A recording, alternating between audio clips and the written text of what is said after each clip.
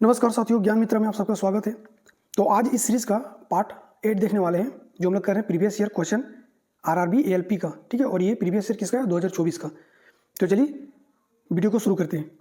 चलिए देखिए, पहला क्वेश्चन पूछा गया था कि मानव नेत्र में मायोपिया यानी कि निकट दृष्टि दोष को किससे ठीक किया जाता है, यानी कि कौन सा लेंस का यूज करते हैं और हम लोग ने मायोपिया यानी कि निकट दृष्टि दोष को ठीक किया जाता है।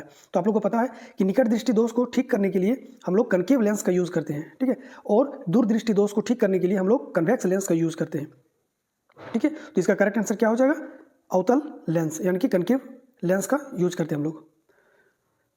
चलिए नेक्स्ट क्वेश्चन पूछा था कि गोलाकार दर्पण के ध्रुव और फोकस के बीच की दूरी वक्रता त्रिज्या के सापेक्ष कितनी होती है, यानी कि जो दर्पण ध्रुव यानी कि जो पोल होता है और फोकस के बीच की जो दूरी है, ठीक है, वो वक्रता त्रिज्या यानी कि सेंटर ऑफ कर्वेचर के सापेक्ष में कितना होता है। तो आप लोग को पता होगा कि जो फोकस जो होता है, फोकस होता है कितना? सेंटर ऑफ कर्वेचर का आधा होता है, यानी कि सेंटर ऑफ कर्वेचर यानी कि रेडियस ऑफ कर्वेचर का आधा होता है, यानी कि r/2 होता है। ठीक है, इसका आंसर क्या हो जाएगा? r/2। लेकिन इसको आप जरा समझ लीजिए, हम बनाते हैं एक अवतल दर्पण। ठीक है, अब यहाँ पे फोकस, यहाँ पे सेंटर ऑफ कर्वेचर या फिर इसी को बोला जाता है रेडियस ऑफ कर्वेचर। ठीक है, यहाँ पे है पोल, इस बिंदु को पोल कहा जाता है, जहाँ पे ये प्रिंसिपल एक्सिस यानी कि मुख्य फोकस और ये जो अपर्चर है मिरर का अपर्चर जो है, ये दोनों के बीच जहाँ पे कटता है उसी को पोल बोला जाता है। ठीक है, तो अब यहाँ पे देखिए कि ये जो एफ है, यहाँ से यहाँ तक को फोकस बोला जाता है। ठीक है, तो फोकस के जस्ट डबल यानी कि ये 1 मीटर है, यानी कि 1 mm है, मिलीमीटर या फिर 1 सेंटीमीटर है, तो यहाँ से यहाँ तक 2 सेंटीमीटर, यहाँ से यहाँ भी 1 ही सेंटीमीटर होगा और ये पूरा डिस्टेंस हो जाएगा 2 सेंटीमीटर। ठीक है, यानी कि यहाँ से यहाँ तक अगर थोड़ा चेंज करते हैं, अगर यहाँ से यहाँ तक का बीच की दूरी 1 मीटर है या फिर 1 सेंटीमीटर ले लीजिए, मीटर बहुत बड़ा हो जाएगा, 1 सेंटीमीटर है, तो यहाँ से यहाँ तक की बीच की दूरी भी 1 सेंटीमीटर ही होगा। और फिर पोल से लेकर के रेडियस ऑफ कर्वेचर तक की बीच की दूरी जो होगा वो कितना हो जाएगा? 2 सेंटीमीटर हो जाएगा, 1 1 2। ठीक है, यानी कि कहने का मतलब है कि अगर हम लोग रेडियस ऑफ कर्वेचर निकालते हैं तो रेडियस ऑफ कर्वेचर r बराबर होता है 2f। आर बराबर लिख दे, आप लिखेंगे कि आर जो होता है, आर बराबर जो होता है ये 2f के बराबर होता है, यानी कि एक एफ यहाँ से यहाँ तक और एक एफ यहाँ से यहाँ तक, 2f के बराबर होता है। और अगर ये पे हम f के रिस्पेक्ट में लिखेंगे तो f बराबर कितना हो जाएगा? तो ये जो r है, r का आधा होता है f, यानी कि यहाँ से यहाँ तक होता है, यानी कि r/2। ठीक है, ये बहुत बच्चे को पता है, लेकिन जिसको नहीं पता है उसके लिए हम बता दिए। ठीक है, इसको देख लीजिएगा। और यहाँ पे f के रिस्पेक्ट में पूछा गया था, तो r/2 इसका करेक्ट आंसर हो जाएगा। चलिए नेक्स्ट, निम्न में से किस बिलियन की पहचान उसके गंध से की जा सकती है? अब यहाँ पे 4 बिलियन आपको दे रखा है, अब उसका गंध से बताना है आपको। पानी में शक्कर, अगर पानी में हम लोग शक्कर को घोल देते हैं तो क्या इसका गंध से पता कर देंगे कि आप ये पानी में शक्कर घोला हुआ है? इसी तरह से पानी में नमक का गंध से पता कर सकते हैं ना, ये ऑर्डरलेस होता है, यानी कि इसमें कोई गंध नहीं होता। पानी में पोटेशियम परमैंगनेट, ये भी ऑर्डरलेस होता है, ये इसका भी गंध नहीं होता। लेकिन पानी में अगर डिटोल डालेंगे तो इसका गंध चारों ओर फैल जाता है। ठीक है, तो इसका सही जवाब क्या हो जाएगा? इसका सही जवाब हो जाएगा कि पानी में जो डिटोल है, इसका करेक्ट आंसर हो जाएगा, यानी कि डी नंबर का इसका सही जवाब हो जाएगा। चलिए नेक्स्ट क्वेश्चन है, बिलियन का आयतन प्रतिशत। देखिए हम ये ऑलरेडी बता चुके हैं। ठीक है, आयतन प्रतिशत बोले, मास परसेंट बोले, एरिया परसेंटेज बोले, ठीक है, कुछ भी बोलेगा तो आपको क्या करें, आपको यहाँ पे एक चीज देखना। सबसे पहले तो आप यहाँ पे देखिए इस जगह पे कि आप पूछा क्या गया, आयतन पूछा या मास पूछा है या फिर एरिया पूछा, जो भी पूछे सबसे पहले आप लोग यहाँ पे देखिएगा कि क्या पूछा, आयतन। तो हम बताए थे, अब यहाँ आयतन पूछा यानी कि वॉल्यूम पूछा है, या तो यहाँ पे आपको सीधा से लिखना था कि वॉल्यूम ऑफ सोल्यूट। हम बता चुके हैं सोल्यूट क्या होता है, सॉल्वेंट क्या होता है और सॉल्यूशन क्या होता है, तीनों बताए हैं। ठीक है, अगर जिसको नहीं पता है वो हम मेरा प्रीवियस वीडियो इसी का देख लीजिएगा, पर मिल जाएगा। ठीक है, और इसके divided by volume of solution, क्योंकि यहाँ पे वॉल्यूम पूछा, आयतन पूछा, इसलिए वॉल्यूम। अगर यहाँ पे मास पूछता तो mass of solute divided by mass of solvent. अगर यहाँ पे एरिया पूछता तो area of solute divided by area of solvent. जो भी पूछेगा आपको यहाँ से ले लेना है। ठीक है, और चूंकि यहाँ पे प्रतिशत में पूछा है तो इंटू 100 हम लोग कर देंगे। देखिए 100 इधर देते हैं, लेकिन यहाँ पे हम लगा दिए। ठीक है, क्योंकि इधर स्पेस नहीं है, बस ये आपका फॉर्मूला बन गया। अब इसी फॉर्मूला से बनेगा।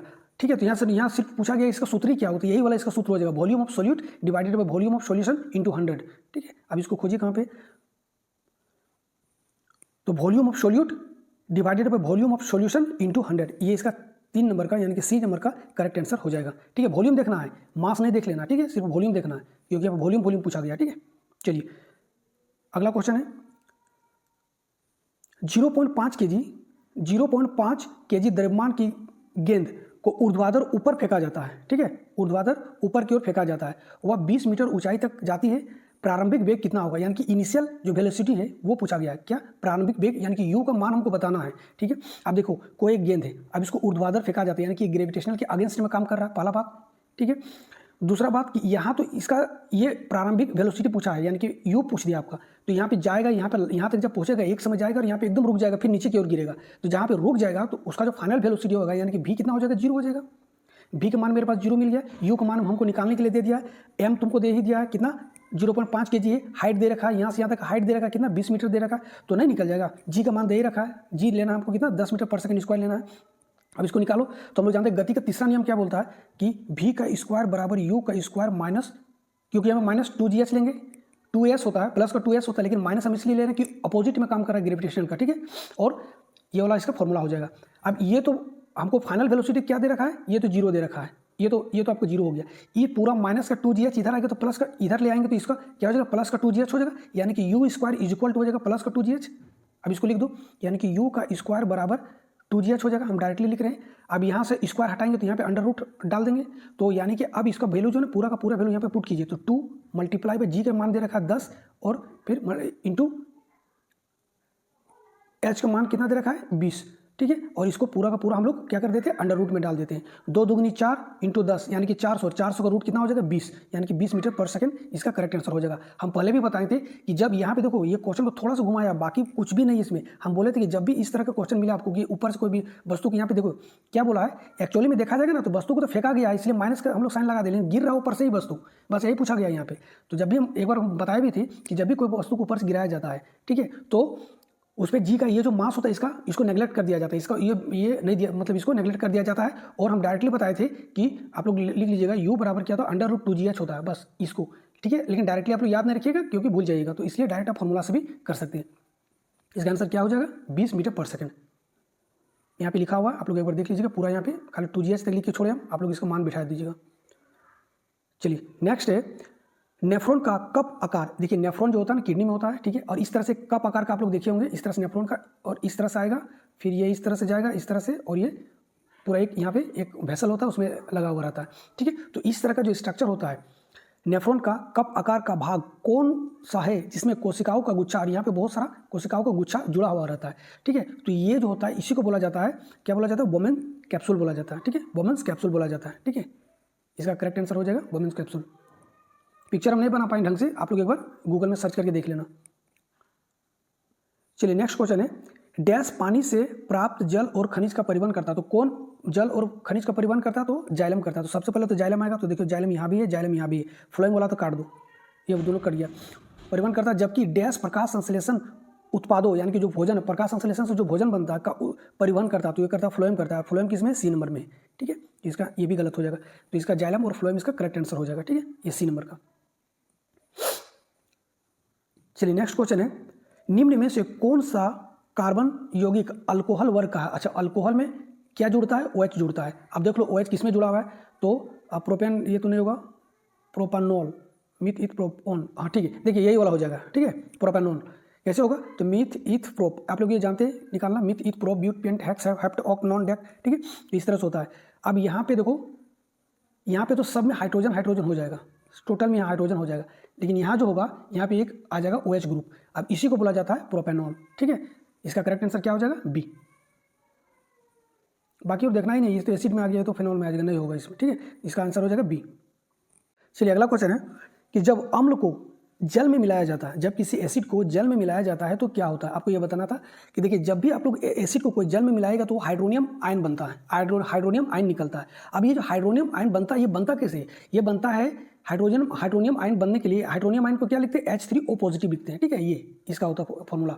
अब ये बनाने के लिए हाइड्रोनियम आयन बनाने के लिए क्या होता है H+ आयन क्या होता है जल के अणु के साथ मिलता है, ठीक है, इससे H+ आयन निकलता है, जिस कारण से हाइड्रोनियम आयन की जो सांद्रता है जल में वो बढ़ जाता है, यानी कि हाइड्रोनियम आयन H3O पॉजिटिव का जो कंसंट्रेशन है जल में वो हाई हो जाता है, बढ़ जाता है, ठीक है। तो इसका आंसर क्या हो जाएगा, आप देख लीजिए हाइड्रोनियम आयन का सांद्रता यानी कि कंसंट्रेशन बढ़ जाता है, यानी कि इसका सी नंबर का करेक्ट आंसर हो जाएगा, ठीक है।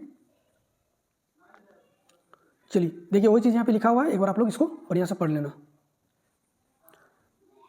चलिए नेक्स्ट क्वेश्चन है कि जब 2 kg द्रव्यमान वाले पिंड की गतिज ऊर्जा 100 जूल है, पिंड का वेग कितना होगा, यानी कि v पूछ दिया है। तो आप लोग को पता है गतिज ऊर्जा यानी कि काइनेटिक एनर्जी बराबर क्या होता है, हाफ एम वी का स्क्वायर होता है। हमको पूछा क्या है कि हमको वेलोसिटी कितना होगा ये बताना है, ठीक है। अब हमको काइनेटिक एनर्जी भी दे रखा कितना 100 जूल, हमको पूछा क्या गया इसको निकालना है, ठीक है। तो ठीक है, काइनेटिक एनर्जी कितना लिख देंगे हम लोग 100 joule is equal to half mass दे रखा 2 kg और v का स्क्वायर, 2 से 2 तो ये तो खत्म हो गया यहाँ पूरा। अब v का स्क्वायर बराबर क्या है यहाँ पे हो जाएगा, अब सिर्फ यहाँ पे बचा मेरे पास v स्क्वायर और 100 बचा, v square is equal to 100, v square बराबर 100 बचा, यानी कि v बराबर कितना हो जाएगा 10 मीटर पर सेकंड हो जाएगा इसका वेलोसिटी, ठीक है। करेक्ट आंसर क्या हो जाएगा 10 मीटर पर सेकंड। चलिए देखिए, प्रजातियों की जनसंख्या, जो भी प्रजाति है स्पीसीज है, प्रजातियों की जनसंख्या की स्थिरता के लिए कौन सी प्रक्रिया उत्तरदायी, यहाँ पे 4 आपके ऑप्शन दे रखा था, ठीक है। यानी कि जो भी प्रजाति, इंसान हो गया, पशु पक्षी हो गया, जो भी कीड़े मकोड़े हो गया, चाहे मछलियाँ हो गया, कोई भी अपने प्रजाति को बनाए रखने के लिए क्या करता है, रिप्रोडक्शन करता है। सिंपल सी बात है, श्वसन तो करता ही, लेकिन जो मेन होता है अपने प्रजातियों को बनाए रखने के लिए, श्वसन अपने आप खुद को जिंदा रखने के लिए, उत्सर्जन जो एक्सट्रैक्शन होता है वो क्या करता है, खुद से अपने शरीर का गंदगी निकालने के लिए, न्यूट्रिशन क्या होता है, खुद का भोजन लेते हैं और वो अपने शरीर को जिंदा रखने के लिए, ठीक है। तो बचा क्या, अपने प्रजातियों को बनाए रखने के लिए रिप्रोडक्शन करता है वो, ठीक है। क्या हो जाएगा, रिप्रोडक्शन। चलिए नेक्स्ट क्वेश्चन है, किसी वस्तु का विस्थापन शून्य होने की स्थिति कब होती है। देखिए कोई भी वस्तु है, ठीक है, अब वो उसका विस्थापन शून्य हम कब बोलेंगे, यानी कि उसका जो विस्थापन है, यानी कि डिस्प्लेसमेंट जो है, यानी कि डिस्प्लेसमेंट को एस से लिखो यार, सबसे बढ़िया रहता है। डिस्प्लेसमेंट इज इक्वल टू 0 हम कब बोलेंगे इसको, डिस्प्लेसमेंट इज इक्वल टू 0 कब बोलेंगे, तब बोलते हैं। देखिए आप पहले ना दूरी और विस्थापन पे अंतर समझिए। दूरी क्या है हम एक बार बता चुके, फिर से बताते हैं। अगर मान लेते हैं हम यहाँ से चलना शुरू करते हैं और यहाँ तक आ गए, यहाँ तक आ गए, ठीक है, यहाँ से चल के यहाँ तक गए, तो जो ये जो रूट अपनाया गया, ठीक है, ये जो रूट अपनाया गया यहाँ से लेकर के यहाँ से लेकर के यहाँ तक, ये पूरा इसका हो जाएगा क्या, दूरी हो जाएगा। ये क्या हो जाएगा, डिस्टेंस हो जाएगा। तो डिस्टेंस बराबर अब यहाँ से यहाँ तक जो भी आएगा वो यहाँ पे होगा, 10 किलोमीटर, 15 किलोमीटर, 20 किलोमीटर या 10 मीटर जो भी है, तो ये डिस्टेंस हो गया। डिस्प्लेसमेंट क्या होगा, तो डिस्प्लेसमेंट कहता है कि जो नियर बाय, जो फर्स्ट पोजीशन से लेकर के आखिरी पोजीशन तक जो था, तो नियर बाय डिस्टेंस कौन सा हो रहा है, यानी कि इस पोजीशन से इस पोजीशन का नियर बाय डिस्टेंस कौन सा हो रहा है, यही वाला हो रहा है। तो ये जो हो गया ये इसका डिस्प्लेसमेंट हो गया, मतलब वहाँ से ये बॉडी यहाँ था, अब ये यहाँ आ गया, तो इसका डिस्प्लेसमेंट यहाँ तक हो गया, ठीक है। अब ये जितना है दूरी जो भी दिया रहेगा वो हो जाएगा उसका डिस्प्लेसमेंट, ठीक है। अब बोला है कि डिस्प्लेसमेंट 0 कब होगा, जब डिस्प्लेसमेंट 0 होगा जब अगर यही वाला यहाँ से चल के यहाँ पे था, अब यहाँ से चल के फिर यहीं पे आ जाता, तो दूरी तो मेरे पास यहाँ पे यहाँ से दूरी तो मेरे पास निकल जाता कि यहाँ से यहाँ तक है, यहाँ से लेकर के यहाँ तक तो मेरे पास दूरी निकल गया, लेकिन डिस्प्लेसमेंट क्या हुआ, कुछ भी नहीं हुआ, जहाँ था वहीं पे आ गया, यानी कि डिस्प्लेसमेंट 0 होगा। यानी कि इनिशियल पोजीशन और फाइनल पोजीशन दोनों एक साथ आ जाएगा, तो उसको हम लोग डिस्प्लेसमेंट बराबर 0 बोल देंगे, ठीक है। चलिए देखिए आपको कहाँ पे दिया गया, जब वस्तु की प्रारंभिक और अंतिम स्थिति समान हो, ठीक है, ये इसका सही जवाब हो जाएगा। जब वस्तु का प्रारंभिक और अंतिम स्थिति समान होता है उसको डिस्प्लेसमेंट 0 कहा जाता है, ठीक है। डिस्प्लेसमेंट नेगेटिव भी होगा, डिस्प्लेसमेंट 0 भी होगा और डिस्प्लेसमेंट में कुछ वैल्यू भी होगा, लेकिन जो दूरी होता है ना, दूरी हमेशा पॉजिटिव होता है, कुछ ना कुछ तो दूरी चलेगा ही, ठीक है, कुछ ना कुछ दूरी वो चलता ही है। चलिए नेक्स्ट देखिए, यदि किसी चालक की लंबाई को 3 गुना कर दिया जाता है, यानी कि लेंथ को हम 3 गुना कर देते हैं, अन्य सभी कारकों को समान रखते हैं, तो R बराबर क्या होता है, L/A होता है। रो L/A होता है, तो रो का यहाँ तो वैल्यू नहीं दिया गया है। अब बोला गया L को ही हम 3 गुना कर दे रहे हैं, L को यहाँ पे 3 गुना कर दे रहे हैं, तो ये दोनों डायरेक्टली, लेंथ और रेसिस्टेंस दोनों डायरेक्टली प्रोपोर्शनल है। अगर ये 3 गुना से बढ़ेगा तो ये भी 3 गुना से बढ़ेगा, यानी कि रेसिस्टेंस कितना हो जाएगा, 3 गुना हो जाएगा, 3 गुना हो जाएगा इसका रेसिस्टेंस, ठीक है, प्रतिरोध की कितना हो जाएगा, 3 गुना। चलिए नेक्स्ट क्वेश्चन पूछा गया था, देखिए ये तो क्वेश्चन रटने वाला चीज़ है। हाइड्रोजन परमाणु के परमाणविक त्रिज्या कितना है, ठीक है, तो इसकी त्रिज्या कितना होता है हम लोग पता है, 10⁻⁻10 मीटर होता है, ठीक है। अब देखो 10⁻10 कहाँ पे, यहाँ पे बी नंबर में दे रखा है। नेक्स्ट क्वेश्चन है कि जब चूना पत्थर को, यानी कि कैल्शियम कार्बोनेट को, CaCO3 को जब हम लोग गर्म करते हैं, ठीक है, अब हम लोग इसको हीट कर दे रहे हैं, हीट कर रहे हैं, यहाँ पे डायरेक्ट ऐसे लिखो ना, CaCO3 को जब हम लोग हीट कर रहे हैं, ठीक है, गर्म कर रहे हैं, करने पर क्विक लाइम यानी कि कैल्शियम ऑक्साइड CaO बन रहा है, में बदलने की प्रक्रिया किस प्रकार की हो। तो देखिए यहाँ पे जो जब कैल्शियम कार्बोनेट को हम लोग तोड़ते हैं यानी कि हीट करते हैं, तो ये कैल्शियम कार्बोनेट और कार्बन डाइऑक्साइड गैस निकलता है, ठीक है, CO2 गैस निकलता है।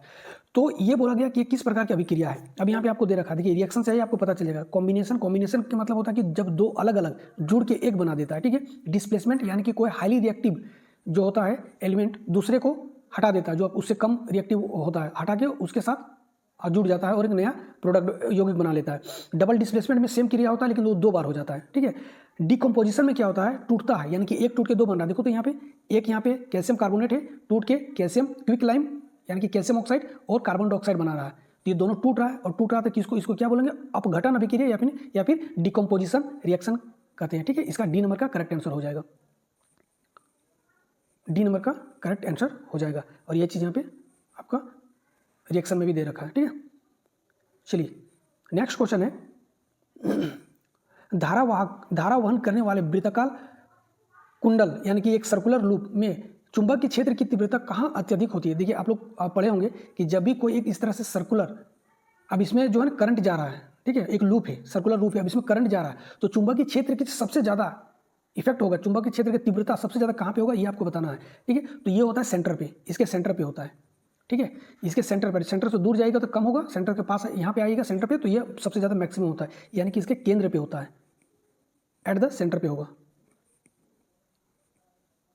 चलिए नेक्स्ट क्वेश्चन है, किस जीव के फूड वैक्यूल्स में जटिल पदार्थ टूटकर सरल में टूट जाते। देखिए ये पूछा गया है, बताइए, यानी कि कौन सा ऐसा जीव है जो एक जटिल कॉम्प्लेक्स फूड को निगल लेता है और फिर इसको धीरे धीरे तोड़ के साइटोप्लाज्म में पूरा बिखरा देता है, इससे जितने भी ऑर्गन है वो सबको भोजन मिल जाता है, ठीक है। ये कौन सा जीव होता है, ये होता है अमीबा। अमीबा क्या करता है, सूडोपोडिया इस तरह से 2 बना लेता है, ठीक है। जब इसको भूख लगता है तो इस तरह से अपना ही शरीर को इस तरह से एक खांचा जैसा स्ट्रक्चर बना लेता है, और ये जो 2 बना इसको सूडोपोडिया बोला जाता है, दोनों को, ठीक है। अब इस तरह से ये अपना भोजन को पकड़ लेता है, या फिर इस तरह से खोल के रह जाता है, अपना भोजन इसके अंदर में आ जाता है, जैसे आता है अब इसको ये बंद कर लेता है। बंद करने के बाद इसको ये अभी जटिल है, अब इसको तोड़ देता है, इसको अंदर घुसा लेता है और इसको तोड़ के छोटे छोटा इसको बना देता है। अब ये इसके अंदर में जितना भी जो ऑर्गेनल है, सेल ऑर्गेनल है, इन सबको यहाँ से भोजन मिल जाता है। ये चीज़ पूछा गया है, और ये होता है किसमें, अमीबा में होता है, ठीक है। चलिए नेक्स्ट क्वेश्चन है, किस प्रकार के जीव में कोशिका विभाजन या विखंडन से नए जीव बनते हैं। देखिए किस प्रकार के जीव में कोशिका का विभाजन हो रहा है या फिर विखंडन से नए जीव बनता है। तो कोशिका विभाजन देखिए प्लांट में तो होता नहीं है, स्तनधारियों में भी नहीं होगा, एक कोशिक के जीव और बहुकोशिक के जीव में भी नहीं होगा। ये जो होता है ना विखंडन हो गया, ठीक है, ये इस तरह के जो होगा या फिर मुकुलन हो गया, ये सब मैक्सिमम अधिकतर देखा जाता है एक कोशिक के जीव में होता है, ठीक है, यूनिसेलुलर ऑर्गेनल में होता है, ठीक है। और यहाँ पे विखंडन का बात करा, और विखंडन 99% ना यूनिसेलुलर में ही होता है, ठीक है, जिसमें एक विखंडन में आपको अमीबा आ गया, ठीक है। अमीबा इसका बहुत बढ़िया एग्जाम्पल है, आप लोग दे सकते हैं, ठीक है। इसका करेक्ट आंसर क्या हो जाएगा, एक कोशिक के जीव। चलिए नेक्स्ट क्वेश्चन है कि निम्न में से कौन सा यौगिक एंटासिड में उपयोग किया जाता है। एंटासिड मतलब जब पेट में एसिडिटी होता है तो हम लोग इनो पीते हैं या फिर कोई ऐसा चीज़ पीते हैं जो कि उस एसिड को न्यूट्रलाइज कर दे, जिसको बोला जाता है एंटासिड। अब आपको बताना कि एंटासिड में किसको यूज़ किया जाता है। यहाँ पे आपका 4 ऑप्शन दे रखा है, ठीक है, अब आपको बताना है, ठीक है। और ऑप्शन भी थोड़ा सा घुमाया है, ठीक है, अगर डायरेक्टली अगर दे देता तो आप लोग आराम से कर देते। तो देखिए यहाँ पे एक चीज़ लिखा है सोडियम हाइड्रोजन कार्बोनेट, ठीक है, जिसको अगर हम यहाँ पे लिख देते हैं सोडियम हाइड्रोजन कार्बोनेट की जगह पे बेकिंग सोडा, तो आप लोग आराम से मार देते कि बेकिंग सोडा, ठीक है। इसका आंसर क्या हो जाएगा, इसी को सोडियम हाइड्रोजन कार्बोनेट को ही बेकिंग सोडा बोला जाता है, ठीक है। इसका आंसर क्या हो जाएगा, बेकिंग सोडा या फिर सोडियम हाइड्रोजन कार्बोनेट। यहाँ पे हम लिख भी दिए हैं कि सोडियम हाइड्रोजन कार्बोनेट को baking is equal to baking soda, यानी कि इसको बेकिंग सोडा भी बोला जाता है। तो अगर एग्जाम में इस तरह से घुमा के पूछेगा तो आप लोग आराम से इसका जवाब दे देना। चलिए आज का लास्ट क्वेश्चन है, वह विशेषाकृत कोशिका कौन सी है जो विद्युतीय आवेगों द्वारा शरीर के एक भाग से दूसरे भाग तक सूचना को पहुंचाता है। अब वो कौन करता है, ये करता है न्यूरॉन, ठीक है। ये कौन करता है, न्यूरॉन करता है। हमारे शरीर में न्यूरॉन जो होता है वो न्यूरॉन करता है हमारे शरीर का जो इन्फॉर्मेशन, जैसे कि अभी हम आपको यहाँ कोई हाथ में कोई टच करेगा तो कैसे पता चलता है कि यहाँ पे हाथ में हमको टच करता है, जबकि सोचने समझने की शक्ति तो दिमाग के पास होता है। तो जैसे आप टच किए तो न्यूरॉन इतना फास्ट होता है कि दिमाग में सिग्नल भेजता है कि यहाँ पे हमको कोई टच किया इस पर्टिकुलर प्लेस पे, तो वो फिर दिमाग शरीर को करता है कि हाँ यहाँ पे आपका टच हुआ है, ठीक है। और ये कौन करता है, ये करता है न्यूरॉन। ये इलेक्ट्रॉनिक सिग्नल भेजता है, ठीक है, बहुत ही फास्ट, लगभग लाइट के बराबर होता है इसका स्पीड। तो ये इसका करेक्ट आंसर हो जाएगा न्यूरॉन। तो यहाँ पे आज का लास्ट क्वेश्चन था। और वीडियो कैसा लगा आप लोग जरूर बताइएगा। वीडियो अगर अच्छा लग रहा हो तो प्लीज़ लाइक शेयर कर दीजिएगा।